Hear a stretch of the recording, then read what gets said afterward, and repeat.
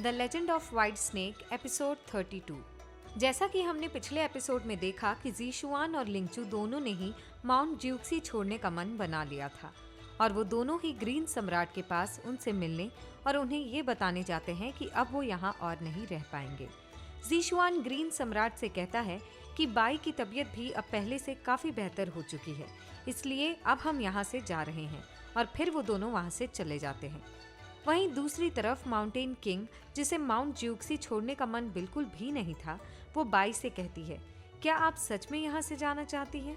अगर आप चाहें तो आप यहाँ रहकर मेडिटेट कर भगवान बन सकती हैं। तभी माउंटेन किंग एक पोस्टर को देखती है, जिसे देखकर कहती है कि क्या आपने रियल में कभी उस फल के पेड़ को देखा है? तभी याओयाओ बाई कहती है कि मैंने ना केवल इसे देखा है बल्कि एक खाया भी है। ये बात सुनकर माउंटेन किंग चौंक जाती है। और अब आगे इस एपिसोड की शुरुआत में हम सबसे पहले ज़ीशुआन को देखते हैं, जो कि ग्रीन सम्राट के पास आया होता है और उनसे विदा लेता है। तभी ग्रीन सम्राट कहते हैं कि क्या सच में तुम यहाँ से जाना चाहते हो? इस पर ज़ीशुआन कहता है कि मैं अपने वादे से कभी पीछे नहीं हटता और मैं यहाँ अब और नहीं रुक सकता। मैं अपनी पत्नी को 3 उपहार दूंगा, जिसके बाद मैं कल्टीवेशन के लिए निकल जाऊंगा। मेरा आपसे निवेदन है कि आप मेरी इच्छा पूरी करें और यहाँ से जाने की अनुमति दें। ग्रीन सम्राट उसे उठाते हुए कहते हैं कि रानी माँ और मैं काफ़ी करीब हैं। जब तक आप अपनी गलतियों से सीखते हैं तब तक मैं आपके लिए एक सटीक योजना बनाता हूँ। इस पर ज़ीशुआन कहता है कि आपको जैसा ठीक लगे आप वैसा करिए। मैं कुछ दिनों बाद याओयाओ बाई को अलविदा कह दूंगा और याओयाओ बाई को साधना अभ्यास करने के लिए माउंट ली भेज दूंगा। उसके बाद में हम सिर्फ अजनबी हैं जो एक दूसरे को कभी नहीं देख पाएंगे। ये बात सुनकर ग्रीन सम्राट कहते हैं कि आप याओयाओ बाई से बहुत प्यार करते हैं, लेकिन उसके लिए आपका प्यार आपके जीवन को तबाह कर सकता है। ज़ीशुआन ये बात सुनकर कहता है कि आपके सलाह के लिए धन्यवाद, लेकिन एक और बात है जिसके लिए मैं आपकी अनुमति चाहता हूँ। पर ग्रीन सम्राट वहाँ से बिना कुछ बोले चले जाते हैं। अब ग्रीन सम्राट वहाँ से जा ही रहे होते हैं कि तभी उनके पास लिंगचू के मास्टर व्हाइट सम्राट आते हैं। जैसा कि हमने पिछले एपिसोड में देखा था कि ग्रीन सम्राट ने खुद उनको अपने पास बुलाया था। तभी ग्रीन सम्राट कहते हैं कि मैं हाल ही में काफ़ी व्यस्त हूँ। यदि आप यहाँ मेरे साथ शतरंज खेलने आए हैं तो कृपया किसी और दिन आएं। तभी लिंगचू के मास्टर कहते हैं कि मैंने सुना है कि आप ज़ीशुआन के प्यार की जड़ को काटने के लिए रानी माँ के पास गए थे। आप उन्हें पूरी तरह से तोड़ने की कोशिश कर रहे हैं, क्यों? मैंने सच कहा ना? इस पर ग्रीन सम्राट कहते हैं कि कुछ भी हो, ये माउंट ज्यूक्सी का पारिवारिक मामला है। ये अच्छा होगा कि इस मामले में कोई और ना पड़े। तभी लिंगचू के मास्टर कहते हैं कि हम 5 में से आप सबसे दयालु और ईमानदार हैं, फिर आप ऐसा क्यों करना चाहते हैं? मुझे तो अब पता चल रहा है कि आपका असली रंग क्या है। आपने याओयाओ बाई को देवता जड़ी बूटी चुराने के लिए धोखा दिया और आपकी ये तरकीब काम नहीं आई तो आपने ज़ीशुआन से फेट ऑफ 7 प्रोसेस को हटाने के लिए उसके साथ छेड़छाड़ करने की कोशिश की और अब अंत में आप उसकी भावना की जड़ों को दूर करके उसके साथ सबसे कठोर उपाय करने की योजना बना रहे हैं ताकि वो दोनों ही एक दूसरे को फिर से कभी ना देख सकें। आप सच में एक चतुर व्यक्ति हैं। अगर आपने याओयाओ बाई को परेशानी में नहीं डाला होता तो मैं यहाँ आपके पास नहीं आता। ये बात सुनकर ग्रीन सम्राट कहते हैं कि मैंने इस बार तुम्हारे साथ भी अन्याय किया है। इस पर सफेद सम्राट कहते हैं कि मैं अकेला व्यक्ति नहीं हूँ जिसके साथ आपने अन्याय किया है। आपने सभी देवी देवताओं की दुनिया पर अन्याय किया है।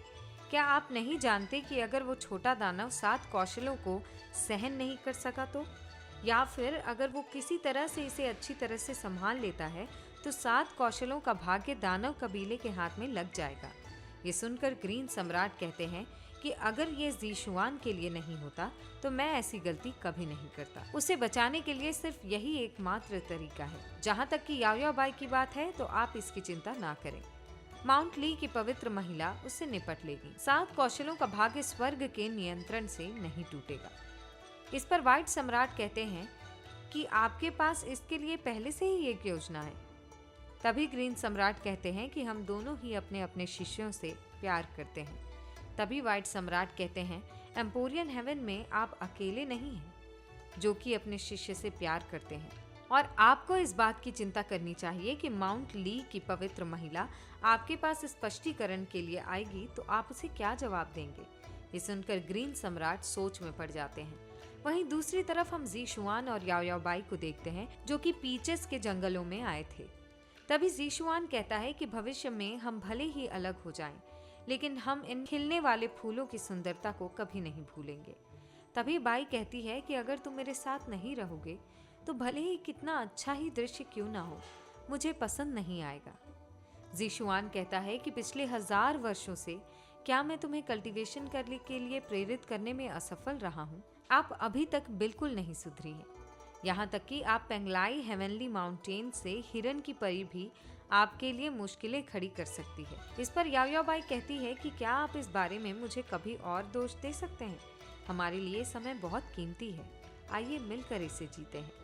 इस पर ज़ीशुआन कहता है कि अगर आप कल्टीवेशन करने के लिए कड़ी मेहनत नहीं करती हैं, तो भविष्य में आप अपनी रक्षा कैसे करेंगी? इस पर याओ याओ बाई ज़ीशुआन को किस करते हुए कहती है कि अब आपने इससे ज़्यादा और कुछ कहा तो मैं फिर से इस तरकीब का उपयोग करूंगी। अगले सीन में हम ज़ीशुआन और लिंगचू को देखते हैं, जो कि व्हाइट सम्राट से मिलने उनके पास आए हुए हैं। दरअसल ज़ीशुआन और लिंगचू ने एक योजना बनाई है। उसी योजना के सिलसिले में वो दोनों ही व्हाइट सम्राट से मिलने आए हैं। अब व्हाइट सम्राट कहते हैं कि हालांकि मैं रानी माँ के काफ़ी करीब हूँ, लेकिन गार्डन ऑफ हेवनली पीचेस का उपयोग नहीं किया जा सकता है। वो सिर्फ एक ही दिन यूज़ किया जा सकता है, वो है रानी माँ के जन्मदिन के दिन। अब ज़ीशुआन कहता है कि 5 सम्राटों में आप सबसे सम्मानित हैं। एम्पायर स्वर्ग में हर कोई आपका सम्मान करता है। रानी माँ दयालु और परोपकारी हैं। वो अन्य लोगों के लिए अपवाद नहीं कर सकती, लेकिन आपका जन्मदिन अन्य लोगों से अलग है। इसके लिए आपके 10,000वें जन्मदिन को हल्के में नहीं लेना चाहिए। अगर उत्सव स्वर्गीय पीचेस के बगीचे में आयोजित किया जाता है तो सभी को इसके बारे में पता चल जाएगा। तभी लिंगचू भी कहता है कि भविष्य में जब मैं घूम लूंगा तो गर्व से चलूंगा।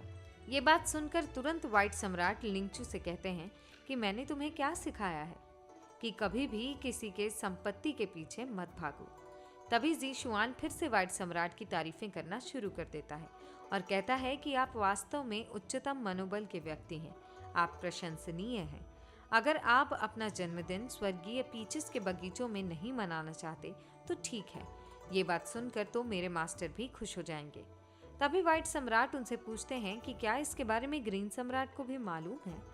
तभी ज़ीशुआन कहता है कि मेरे यहाँ आने से पहले उन्होंने मुझसे जानबूझकर पूछा था, जबकि वो जानते हैं कि अगर आप पीचेस के बगीचों में अपना जन्मदिन मना रहे होंगे तो उन्हें इस बात को लेकर ईर्ष्या होगी। ये बात सुनकर व्हाइट सम्राट कहते हैं, अब तुम सब मुझे इतना फोर्स कर ही रहे हो तो ये विचार इतना बुरा भी नहीं है।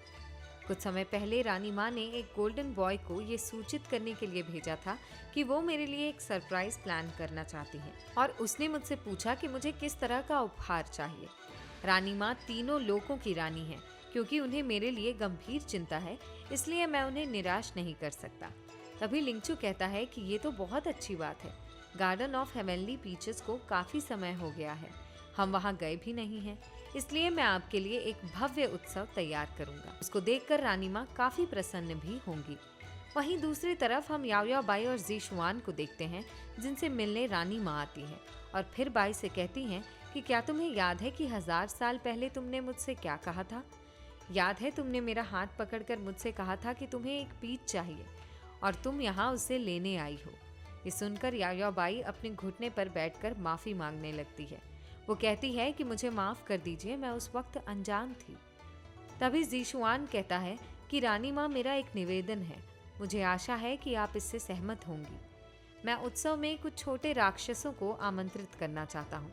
ये सुनकर रानी माँ इस बात से सहमत हो जाती हैं और उन सभी राक्षसों को पार्टी में आने देती हैं। और अब इस पार्टी में आकर सभी राक्षस बहुत खुश लग रहे थे, क्योंकि उन्होंने पहली बार पीच के पेड़ देखे थे।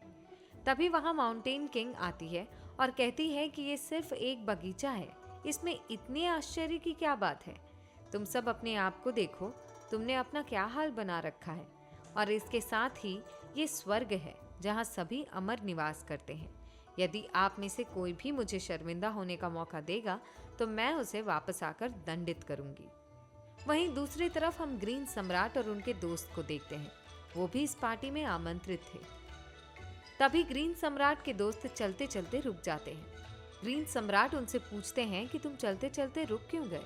तभी वो कहते हैं कि स्वर्गीय पीच का बागीचा दानवों से भरा पड़ा है और वो जंगली लोग कितने असहनीय हैं मैं बता भी नहीं सकता। तभी ग्रीन सम्राट कहते हैं कि आपको इस तरह यहाँ रुकना नहीं चाहिए, आपका प्रिय शिष्य आपका इंतजार कर रहा है। तभी वहाँ माउंटेन किंग ज़ी शुआन और याओ बाई आ जाते हैं। माउंटेन किंग कहती है कि सम्राट आप सभी जीवित चीज़ों का अच्छे से ख्याल रखते हैं, ठीक उसी तरह हम आपकी आत्मा से प्रभावित हैं और हम भी इस नेक रास्ते पर चलना चाहते हैं, इसलिए आपके निमंत्रण के लिए धन्यवाद। अब माउंटेन किंग की बातों से व्हाइट एम्परर खुश हो जाते हैं और वो सभी मिलकर उस पार्टी को एंजॉय करते हैं। अब व्हाइट एम्परर ज़ी शुआन को एक पीच देते हैं, जिस पीच को लेकर वो बाई के पास जाता है और उसे दे देता है।